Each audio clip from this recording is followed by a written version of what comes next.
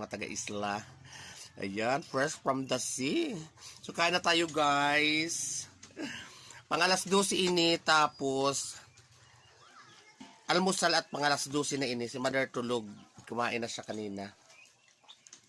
So, sausaw natin sa suka, guys. Fresh from the ocean.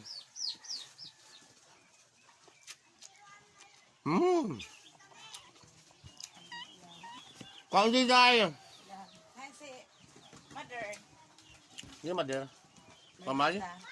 At pa sa bukid. Wow. Sarap naman sa lato niya. Hindi tayo, ha? Sino ito? Ito. Ano ito? Iba-vlog mo ito? Di man ako nag-vlog, nagla-live ako. Ang na pala? Charot.